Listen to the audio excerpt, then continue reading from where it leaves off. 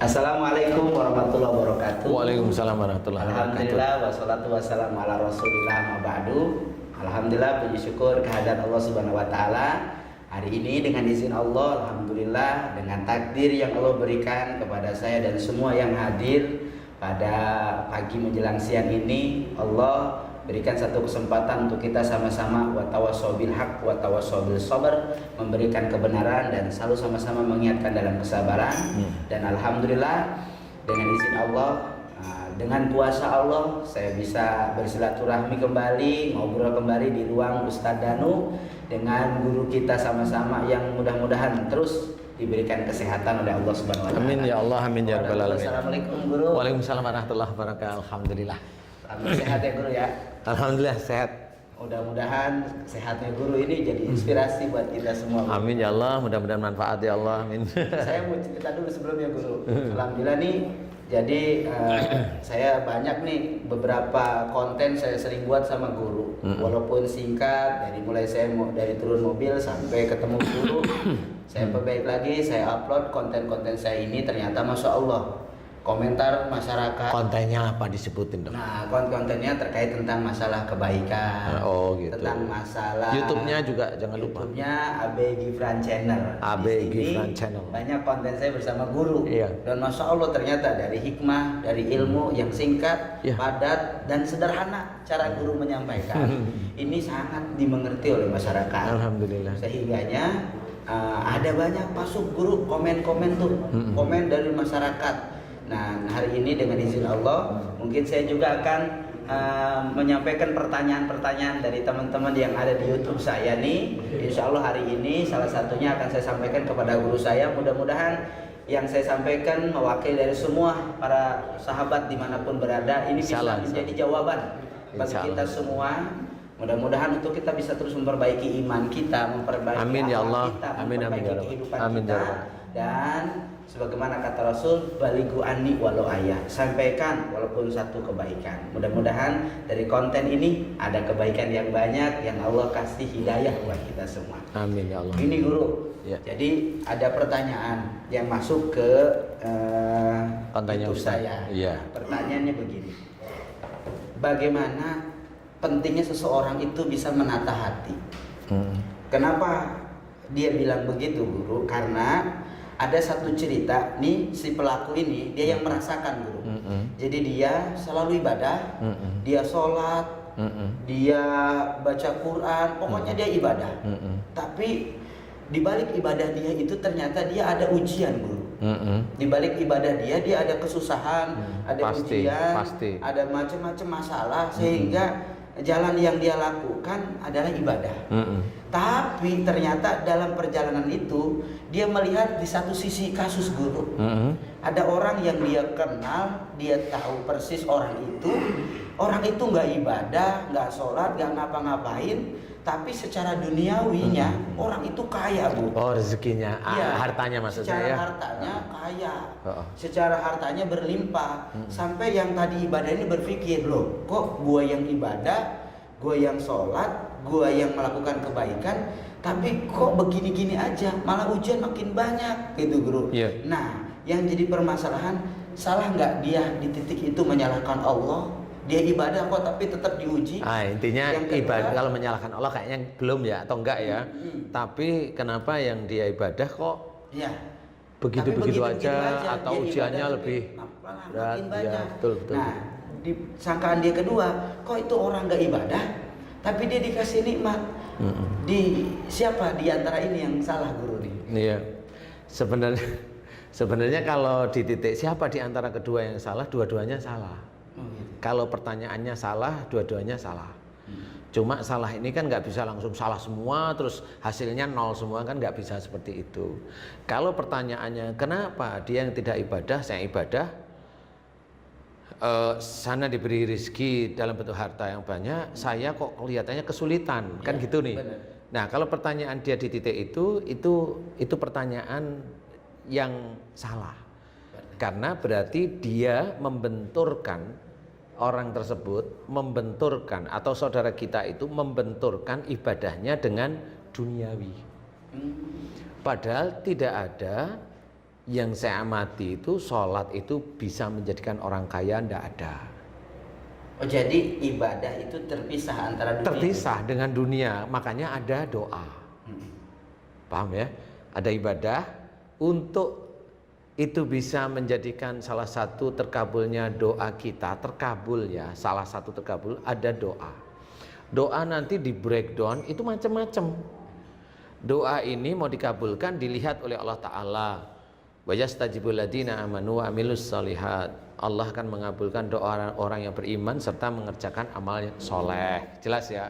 Nah, apakah kalau kita mau berpikir sendiri melihat malu kita, apakah dengan kita itu tahu bahwa Allah akan mengabulkan doa kita jika kita iman kita bagus, kemudian amal soleh kita itu besar? Dari ayat ini kita itu harus paham, bukan mau sedih atau mau bahagia, harus pahami dulu bahwasanya seseorang yang mau dikabulkan oleh Allah Ta'ala, sebagian dari doanya harus melalui tahap itu. Oh, ada tahapan. Ada tahapan, imannya dia harus bagus ya. Kemudian amal solehnya juga cukup besar di hadapan Allah Ta'ala. Nah, tahapan ini tidak hanya cuma itu aja. Orang yang beriman kepada Allah Ta'ala, tahapannya nggak cuma saya iman pada Allah, Allah sebagai khalik saya makhluknya. Saya iman kepada malaikat yang menyampaikan sesuatu kepada manusia, dari Allah pada manusia, dari Allah pada Nabi atau Rasul. Enggak seperti itu. Iman itu banyak yang harus diketahui. Contoh, iman kepada takdir. Kan gitu deh. Qadar nih. Nah, ini mulai takdir nih. Jadi mulai kita fokus ke satu titik nih. Seseorang kalau dia melihat takdir seseorang, saudara kita melihat takdir saudara kita yang menurut saudara kita itu ibadahnya kurang bagus, dia menganggap Allah itu memberikan sesuatu berlebih, beliau harus memahami bahwa itu istijrat dari Allah Ta'ala. Harus difahami dulu. Jadi istijrat itu apa, Bro? Istijrat itu adalah kesenangan duniawi yang diberikan oleh Allah Ta'ala terus menerus tanpa dibarengi dengan iman. Tanpa dibarengi dengan iman dan amal soleh lah istilahnya. Itu istijrat. Jadi apa itu termasuk ujian berarti? Itu ujian. Oh, iya. Itu tetap ujian. Karena orang yang istijrat itu pasti nanti ini kalau nggak ada saya nggak akan bisa seperti ini. Nah, orang istijrat itu begitu-begitu. Ya. Jadi kadang nih guru, mohon maaf, karena posisi dia kaya, punya segalanya dalam ukuran dunia, sehingganya ada nggak orang yang punya ukuran dunia yang luas itu, kecenderungan mereka itu kadang benar sendiri dan gampang mengecilkan orang lain. Biasanya seperti itu banyak sekali. Contoh, nggak usah tentang masalah harta, masalah ilmu aja. Sampai di batas itu ada ya? Ada. Ilmu aja Allah menitipkan kepada kita untuk dakwah, itu ilmunya siapa? Ilmunya Allah. Ilmunya Allah, betul ya? Betul. Kita dititipin. Kemudian kita bisa berdakwah. Dari kita diberi kepandaian, kemudian kita bisa berdakwah. Kita bisa berdakwah. Jadi beda lagi nih. Ada ilmu yang kita dapatkan, kemudian kita bisa berdakwah. Bisa berdakwah itu atas izin siapa? Izin Allah. Ilmu dititipi oleh Allah. Kalau Allah nggak mengizinkan berarti nggak bisa. Betul ya? Betul. Untuk dakwah pun itu harus ada izin Allah. Berarti di sini ini seseorang yang punya ilmu untuk dakwah, punya ilmu untuk disampaikan untuk dakwah, pada waktu dakwah dia punya izin dakwah dari Allah, betul ya? Betul. Berarti manusia seperti ini, seperti kita ini punya kekuatan nggak sih? Nggak ada kekuatan, sudah betul ya? Kalau kita nggak ada kekuatan, banyak nggak orang-orang yang kalau nggak ada gua nih, gitu. Benar. Kalau lu nggak saya nasehatin nih, padahal dia ngasih nasihat sebenarnya sih. Kalau lu nggak ini, kalau nggak dari gue nggak gini, nggak ini. Lah inilah namanya orang ini sombong. Nah kalau begitu guru, ada sifat-sifat kayak gitu ya, ya kan? Artinya ketika dia punya ilmu atau misalkan punya harta, lalu dia gampang ngecilin orang, merendahkan orang lain. Yang jadi pertanyaan, apakah itu karakter ataukah itu ada kontaminasi makhluk jin yang lain? Itu awalnya karakter, karena itu genetik ya, genetik dari orang tua sebelumnya. Jadi kalau itu karakter itu ditunggangi oleh jin sebenarnya. Jadi karakter itu ditunggangi oleh jin. Makanya ada Islam itu yang namanya rahmatan lil alamin itu harus difahami.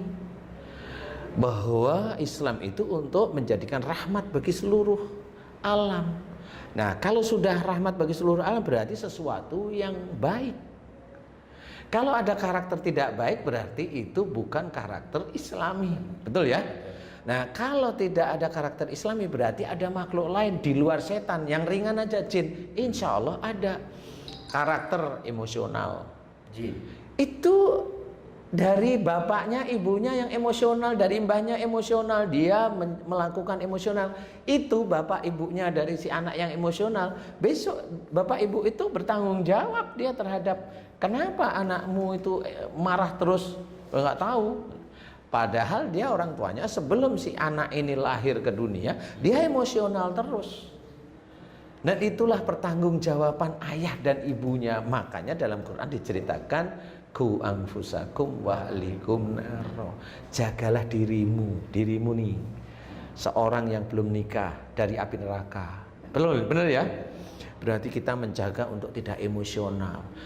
Emosional itu kemana aja loh, nggak harus ketemu sama orang marah, enggak. Orang ketemu jin ngeyel dia marah loh, sama itu juga emosional namanya.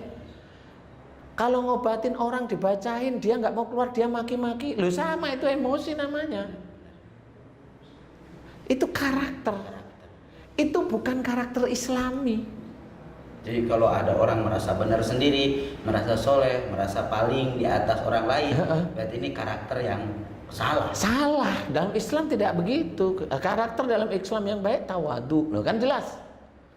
Karena mungkin nggak guru kalau kayak begitu itu karena mereka tidak menyadari bahwa semua itu adalah titipan dari Allah. Bisa nggak arah ke situ? Kalau dia tidak menyadari, kalau dia bukan seorang muslim yang taat, dia jarang datang ke pengajian, dia bukan seorang mubaligh atau seorang ustadz atau seorang ulama, ya masih mending. Tapi dia tahu bahwa apa yang dikerjakan itu sebenarnya salah. Lebih berat berarti. Apa yang dikerjakan? Makanya dia tahu sebenarnya marah itu tahu kalau coba siapapun ditanya, emang marah itu benar nggak sih? Wow, saya tanya aja benar apa? Nggak hanya itu dulu aja. Oh, masalahnya saya diginiin. Oh, kalau saya diginiin, ayatnya jelas ada. Kenapa Allah menyuruh memaafkan kesalahan orang lain? Kenapa Allah menyuruh mendoakan kesalahan dan dosa-dosa orang lain? Itu kan gaya Allah. Itu kan gaya Rasul. Kenapa kita itu tidak mau? Kenapa kita menolak? Berarti di titik itu kembali lagi kita mengelola hati berarti ya? Iya. Jadi pertanyaan lagi guru, nyambung dari awal nih. Gimana nih ketika orang nih sudah diuji sama Allah,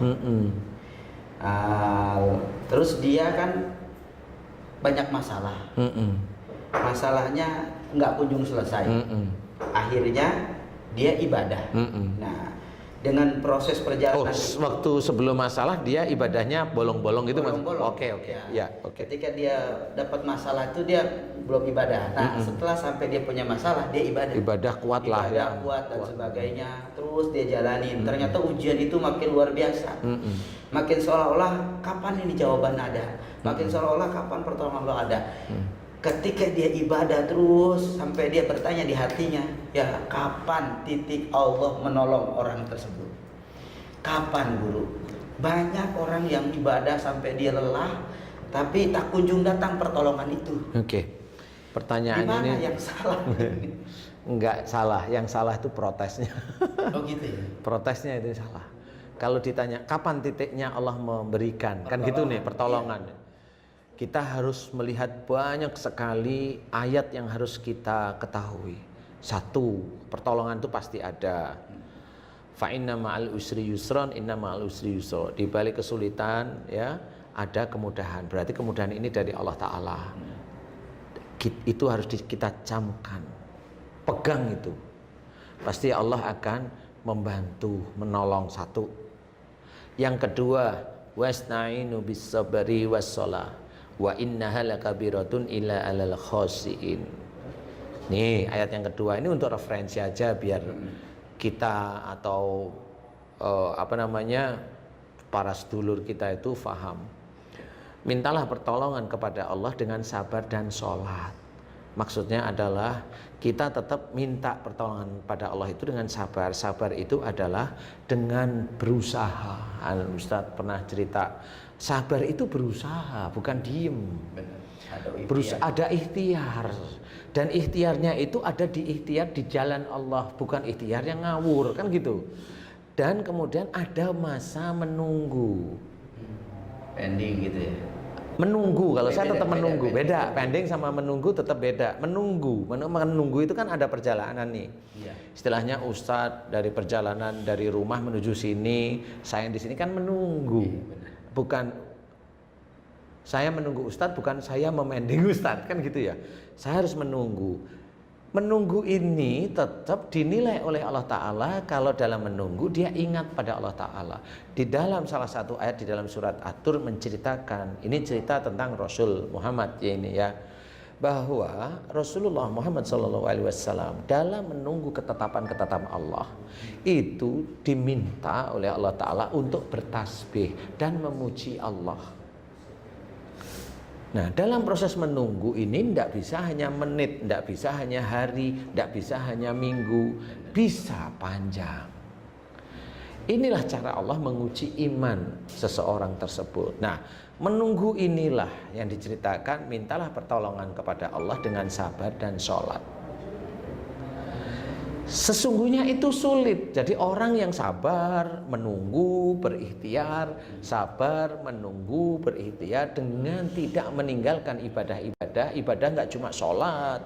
Dia di dalam menghadapi, umpamanya kalau dia dalam menghadapi ujian ekonomi, dia harus menjawab kepada istrinya, bagaimana cara jawabnya, bagaimana seorang laki-laki atau imam tersebut, jangan sampai istri saya tahu kalau saya itu kesulitan, biar dia tidak bersedih. Bagaimana anak-anak saya tidak tahu kalau saya kesulitan keuangan, biar mereka itu tidak bersedih. Pada waktu seorang imam dia itu berpikir seperti itu dinilai oleh malaikat raqib. Berarti di titik itu ketika ada orang yang dia sedang dalam ujian, terus ibadah, lalu dia sampai mengucapkan kalimat, ya Allah, sampai kapan ini pertolongan datang? Apa mungkin itu disebut titik lemah iman dia? Dia masih bertanya kalau saya. Dia masih bertanya, jadi dia masih ingin ada yang ngomong atau ada sesuatu yang menurut dia besok bulan depan. Maksudnya begitu. Sehingga kan dengan adanya ungkapan itu berakibat bahwa dia ada pengharapan lebih. Benar. Kan orang itu kalau sudah berharap lebih, tidak terwujudnya kecewa nih. Iya. Kan? Oh, benar. Kan? Ya, benar. Ketika seorang berharap banget. Saya punya kawan Pak Jen mau pengen rabanin, nggak dapat kan kecewa. Akhirnya kan nyolek-nyolek gitu. Ini konten ini. Ya sudah nggak apa-apa. Ada sebuah pengharapan lebih. Ada pengharapan lebih lah. Ketika pengharapan itu ada, otomatis kan mau nggak mau 99% wujud dari pengharapan itu harus sesuai harapan dia. Betul. Nyatanya Allah terbalik. Memutar harapan itu menjadi mustahil. Bukan mustahil, belum. Ya, menjadi beda belum. ya, belum. Sehingga muncullah kecewa. Nah, dari titik kecewa ini guru, kadang ada mereka yang lanjut ibadah, ada mereka yang malah meninggalkan total dalam ibadah. Ada yang kemarin saya dengar itu orang-orang yang memang menurut saya Allah tidak membutuhkan orang seperti itu, karena Allah itu untuk kita yang muslim, kita itu ibadah itu mau ibadah pada Allah kayak apa, Allah nggak butuh kok sebenarnya. Nah, jadi yang saya tanyakan, ketika titik harapan itu besar, benar. Bagaimana cara kita menetralisir hati kita? Iya, ini benar. Agar tidak kecewa. Kecewa. Nah, itu gimana guru nih? Jadi gini, jadi jangan dibenturkan ibadah itu dengan dunia. Nah, gimana nih? Ini beda Jadi lagi. jangan dibenturkan, Ibadah dengan dunia itu jangan dibenturkan. Guys, jangan dibenturkan. Jangan antara dibentur. ibadah dan dunia. Dan jangan ini dibentur. punya sisi yang berbeda. Jangan, dari semua punya sisi yang berbeda. Gimana guru? Contoh mamanya. Ada ayat dalam Quran ceritakan ud'uni astajib lakum. Ya. Mohon mintalah kepadaku, Allah maksudnya ya, akan aku kabulkan. Itu ayat ini biasanya dipakai oleh teman-teman dakwah. Sehingga mintalah pasti Allah mengabulkan. Tapi ini teman-teman juga belum pasti tahu ini dikabulkan yang mana. Kan begitu nih. Kalau saya ayat yang pasti seperti ini itu biasanya dikabulkannya nanti di akhirat. Jadi kalau ada bahasa, udah minta aja Allah pasti kabulin gitu. Beliau juga nggak ngerti. Loh, contoh mamanya. Oke, itu untuk dunia. Oke, untuk dunia. Kita set beneran, real. Siap. Betul ya? Ya, betul. Kalau setiap kita orang muslim dikabulkan oleh doa kita. Orang Islam sendiri satu, nggak ada yang mati. Oh iya. Betul nggak sih? Minta panjang umur tuh. Minta panjang umur dia. Yang kedua, orang Islam nggak ada yang sakit. Dikabulkan. Iya, ya Allah sembuhin saya. Sembuhin saya langsung sehat. Sehatin. Ya Allah sembuhkan saya dan jangan saya jadikan sakit. Terus Benar. ini ayat ini harus hati-hati bagi seorang pendakwah. Dia harus ngerti benar ayat ini maksud Allah itu untuk kemana. Ya, nah ini sebenarnya saya nggak nyalahkan, tapi harus hati-hati. Karena kalau kita salah, dia kayak tadi udah berdoa sampai meninggalnya, mohon maaf nih, dia berdoa ingin sekali punya kendaraan mobil aja roda 4. Dia roda 2 aja susah sekali mendapatkan. Padahal pingin kan gitu. Benar. Kalau dengan doa ini harusnya dikabulkan kan begitu. Harusnya. Tapi sampai dia itu meninggalnya, dia nggak dapat. Yang salah siapa? Mau seseorang nyalahkan Allah dengan ayat ini? Dosa. Salah dia ngomong gitu, buktinya begini. Kan nggak boleh. Nah itu karena apa? Karena yang ngomong itu nggak ngerti maksudnya Allah. Maksudnya ud'uni astajib lakum ini adalah berdoa boleh, Allah mengabulkannya. Insya Allah kalau Allah berani mengabulkan itu adalah orang muslim dan dia taat, dan itu akan salah satunya yang jelas dikabulkan itu pasti di akhirat. Makanya yang harus kita hati-hati adalah jangan sampai kita gadaikan iman kita dengan persoalan duniawi. Jangan kemudian sampai murtad karena nggak merasa Allah nggak sayang, kecewa tadi. Loh, kalau murtad mau silahkan, kamu silahkan aja murtad. Kalau saya mau nggak pernah mikir. Kenapa? Allah juga nggak mikir. Allah itu terhadap orang yang beriman, sholat, dia beramal soleh, Allah itu nggak gubris kalau hanya untuk masalah duniawi. Jadi yang digubris oleh Allah Ta'ala, yang dilihat oleh Allah Ta'ala itu ketaatan. Ketaatan itu namanya kalau mohon belum dikabulkan, mohon belum dikabulkan, jangan mengeluh, itu kan taat namanya. Kalau nanti belum dikabulkan, ditunggu dengan sabar, nah itu kan taat namanya. Kalau umpamanya belum sampai titik mau meninggalnya belum dikabulkan, tetap kita husnudzon pada Allah Ta'ala. Berarti ada sesuatu yang kurang di kita. Apa? Berarti kita itu belum bisa menjadi amanah kalau dikasih rezeki yang besar, banyak. Belum tentu. Kalau kita dikasih rezeki yang besar, bisa aja kita itu pelit umpamanya. Atau umpamanya dikasih rezeki yang besar, sebenarnya rezeki itu bisa aja untuk ya Allah, kata sebagian orang yang berdoa, aku kalau engkau kasih rezeki yang besar akan aku berikan ke yatim piatu. Tapi Allah tahu orang ini lupa, biasanya kalau udah punya sesuatu itu lupa, ya nggak dikasih-kasih walaupun dia itu bersumpah. Kadang banyak ngomongnya tuh kalau belum terjadi gitu. Iya. Kalau nanti begini saya akan begini. Iya. Kalau nanti saya punya ini saya akan nyantunin yatim. Iya. Akan bangun pesantren. Iya. Akan sodako dan sebagainya. Padahal Allah itu kan tahu isi hati mereka. Makanya kadang banyak yang sudah baik nih, Guru. Iya. yang terucap. Bagus, yang terucap. Yang terucap, karena niat itu kadang-kadang nggak sama dengan ucapannya nggak sama sudah dengan hatinya. nggak sama dengan Jadi hatinya. kalau misalkan tidak terkabul, bukan berarti doanya yang salah, karena Allah tahu hatinya. Gitu. Iya, itu maksud saya. Jadi Allah itu tahu hatinya, makanya sampai kapanpun kok belum dikabulkan, karena tahu hatimu seberapa, imanmu seberapa. Itu kalau kamu dikasih rezeki, istrimu itu bisa kabur, padahal istrimu itu cukup lumayan baik ibadahnya. Seperti itu. Nanti kalau dikenalkan dengan harta ini, istrimu begini. Kalau kamu seperti ini, dikasih harta seperti ini, kamu belum tentu bisa menjaga keluargamu dari api neraka. Loh, itu kan kalau dijelaskan kan seperti itu.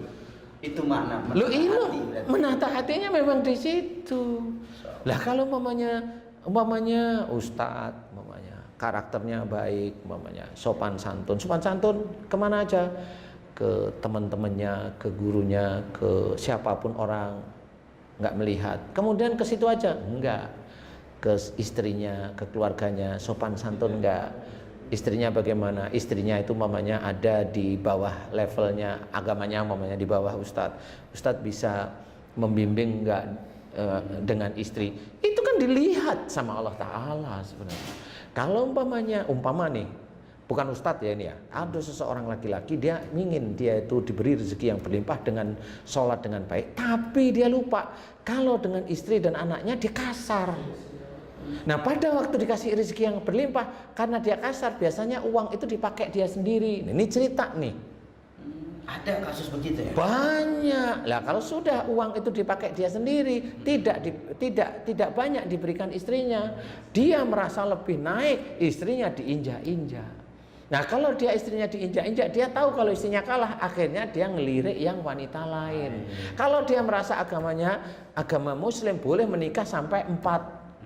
Nah, ini boleh kok, kan asal benar aja kalau begitu. Secara hukum itu dipakai, padahal itu hanya cuma nafsunya dia. Iya. Nah, itu kan akhirnya menjadi mudarat. Nah, disitulah sebenarnya kenapa belum tentu Allah itu bisa mengabulkan. Jadi jangan suudzon dulu, jangan buruk sangka dulu ketika Allah belum mengabulkan. Iya, begitu. Tapi begini guru, ada lagi. Misalkan nih kita punya masalah nih guru, dengan masalah ini aja belum selesai, jawabannya aja belum ketemu, datang masalah baru, dia doa ya Allah ini aja belum kelar datang lagi, mana ya Allah? Kalau itu bercanda saya masih boleh, silahkan, bercanda ya, ya Allah ini aja belum selesai, datang masalah baru, tapi harusnya ingat. Tapi saya tahu Engkaulah yang maha menyelesaikan persoalan. Nah, itu udah ngerti nih. Ya sudah, saya terima lah. Itu kan beda nih. Ya Allah, saya terima. Mudah-mudahan saya bisa kuat ya menjaga iman saya ya Allah. Kuatkan aku ya Allah. Imanku kuat karena Engkau. Mau nerima nih. Jadi mau nerima. Nah, ini beda. Itu Allah tersenyum. Oh, kamu ngerti. Kalau sudah ngerti itu dan dia benar, pada waktu dia menyelesaikan masalah atau masalah itu tidak diselesaikan tapi didiamkan, tapi biar Allah menyelesaikan, di titik itulah Allah tersenyum bahwa masalah itu dia tahu masalah yang satu ini memang selesai, bukan saya yang menyelesaikan. Kan ada orang yang begitu. Benar. Ini Allah ini karena saya nggak gerak apa-apa. Ini Allah langsung, alhamdulillah ya Allah, Engkau selesaikan masalahku dengan baik. Itu Allah tersenyum. Kamu bersyukur tau. Padahal kamu juga tahu yang menyelesaikan masalah itu aku, Allah maksudnya. Dia tetap bersyukur, alhamdulillah ya Allah, karena karuniamu masalah ini selesai. Kalau bukan nikmat dan karuniamu, aku nggak mampu, memang nggak bisa. Tapi orang yang seperti itu ada nggak? Cara berpikirnya begitu. Iya, cara berpikir. Kan rata-rata kalau masalah itu selesai, oh itu masalah saya. Kan di dalam Quran juga ditulis, dia dipuji orang tentang suatu pekerjaan yang bukan pekerjaannya. Itu ada dalam Quran. Nah, itu maksudnya apa? Yang menyelesaikan itu Allah. Tapi dia yang dipuji dia seneng. Ya itu selesai. Kalau nggak ada saya, ya kan gitu. Padahal menyelesaikan Allah. Coba kalau umpamanya dia bangun gedung hancur, mau apa? Dia pasti cari kesalahan ke anak buahnya. Kan begitu nih orang. Itu harus hati-hati melihat ayat-ayat Allah. Berarti pun kalau Allah kasih masalah sama kita, jangan cari kesalahan orang lain. Enggak usah. Tanya diri kita. Tanya diri kita aja. Kenapa Senyum masalah senyum. itu datang bertubi-tubi sama kita? Enggak usah bilang kenapa masalah itu. Kalau masalah itu datang bertubi-tubi, padahal kita jarang sekali, jarang sekali melakukan kedoliman. Kan beda nih. Beda. Kalau kita jarang sekali melakukan kedoliman, kalau ada masalah berarti masalah ini untuk meningkatkan iman, ketakwaan kita. Beda di situ. Oh iya ya, tahu, nggak perlu ngomong, senyum. Ya Allah, saya terima ujianmu. Kan beda, ngerti masalahnya. Beda nggak menerima ikhlas dengan menerima ya deh, terima aja, ngeluh. Gimana? Ya itu yang tahu Allah ya. Kalau kita nggak tahu ini Ustaz. Iya. Kalau kita nggak tahu, karena memang orang kan kalau di mulut itu yang kita dengarkan kan mulutnya ya. Benar. Kita nggak tahu hatinya, yang tahu hatinya itu Allah. Dia nerima dengan tulus atau dia nerima dengan apa tadi? Dengan ngeluh. Ngeluh itu kita nggak tahu. Intinya kita nggak tahu. Kalau semua udah jalan, ada nggak guru nih? Batas akhir Allah menguji manusia. Ada. Ada. Nomor 1 Apa itu? mati orangnya. Batas akhir. Lah kan akhir. Iya, ya kan ada kan, ya Allah kapan beres ini kagak kelar-kelar kan gitu. Nah itu ngeluh lah ya. Ngeluh, Tapi kan? jadikan itu bercandaan dengan Allah, maksudnya ya Allah aku mohon kepadamu akhirilah ujian ini ya Allah, aku takut gak kuat loh, kan boleh nih, aku takut gak kuat ya Allah, aku takut gak kuat ya Allah gitu. Sebab ada orang kadang dengan ceplosnya dia, ya Allah kapan ya kelar ini ujian, nggak kelar-kelar ya Allah. Nah Gitu. biasanya ujian yang gimana nih Ustadz yang gak kelar-kelar nih? Jadi, Contoh karakter dia Ha-ha. dengan karakter istrinya berbeda. Ha-ha. Ya. Ha-ha. Akhirnya apa-apa ribut. Nggak usah masalah besar, Ha-ha. masalah kecil, Ha-ha. gara-gara karakternya Iya. yang berbeda. Emosional akhirnya gitu selalu ya. timbul masalah setiap Ha-ha. hari. Gak ada tuh sinkronisasi, sinkron banget. Ha-ha. Pokoknya setiap hari bermasalah tuh ada aja perdebatan, ada. Ha-ha. Sampai dia ngomong, ya Allah ini gak kelar-kelar ya, apa ganti istri aja kali ini, atau gimana ini? Ini masalah ini, Iya. masalah ini. Nah kalau itu seperti itu, kali dulunya dia itu, si orang itu sama orang tuanya seneng ribut, dikasih tahu susah, kan nggak pernah tahu. Jarang orang itu bisa mau muhasabah, itu jauh, itu jarang mau. Jadi yang penting sekarang itu istrinya begini ganti kan gitu. Ya. Kalau dulu kan kalau saya melihatnya nggak seperti itu. Apa saya ya yang salah ya? Coba kita lihat, kalau istri kan pasangan di keluarga, berarti apa dulu saya itu kalau diberi nasihat ibu atau bapak itu Nggak udang nih. enggak, saya ngelawan apa enggak ya? Kan harus seperti itu. Kalau diingat, merenung, diingat, pasti nanti Allah itu memberikan petunjuk kok. Memberikan pengingat istilahnya. Nah, pengingat itulah yang oh salah saya dulu di sini. Karena apa? Dulu saya memang pada waktu mau milih istri, saya itu dikasih tahu jangan yang itu sama orang tua, tapi karena saya ingin, nah itu nafsu. Nah, setelah nafsu, ya kalau kejadian seperti itu kan bukan terus ganti istri.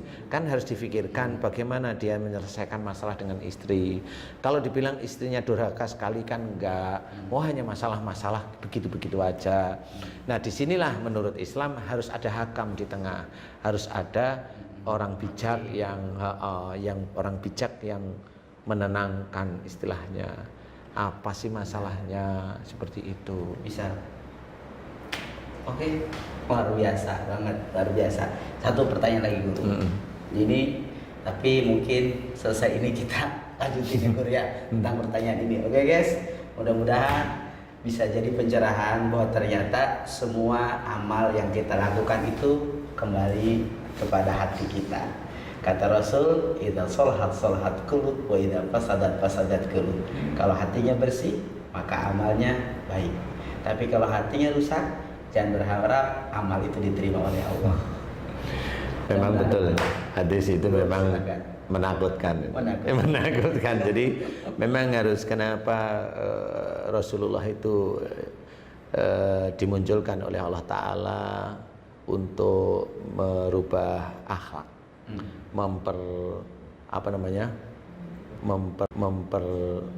memperbaiki akhlak. Itu karena memang pada saat tersebut akhlak itu sangat tidak baik.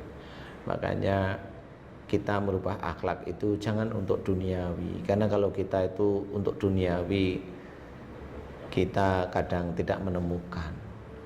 Serahkan sama Allah. Kalau memang kita mau berubah menjadi seorang yang baik, baiklah karena Allah.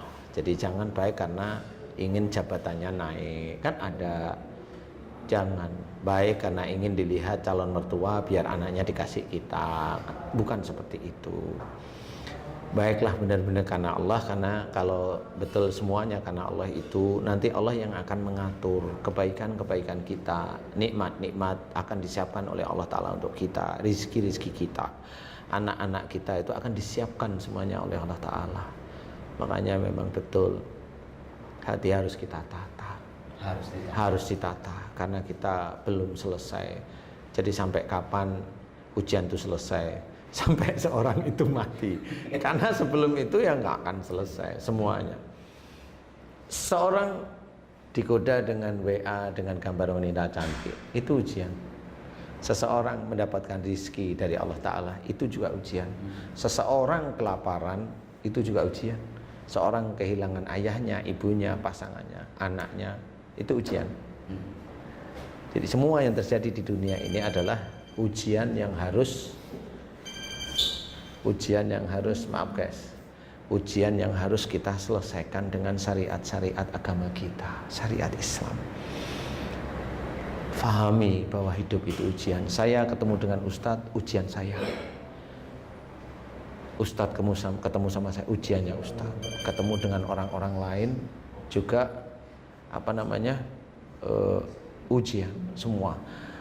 Orang mau makan, ada masakan banyak, ujian. Dia akan makan satu yang dia sukai atau dia makan banyak akhirnya kekenyangan, kan ujian juga. Akhirnya dia terbiasa makan banyak, nanti kalau rezekinya disedikitkan sama Allah Ta'ala ngeluh pasti.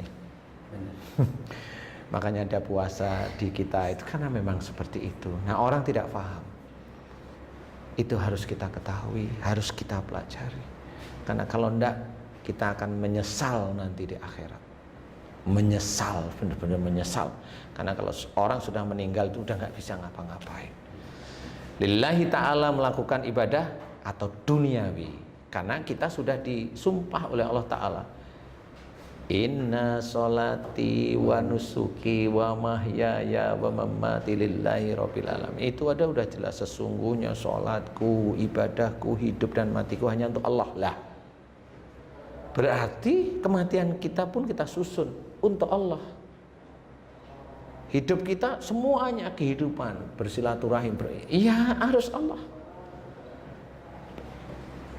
Ibadah kita ya karena Allah, makanya karena Allah itu gak bisa saya mengucap bismillah tapi hati ya biar anak saya lulus. Saya mengucap basmalah, membaca ini biar orang itu hilang sihirnya. Lu kan bukan lillahi ta'ala namanya.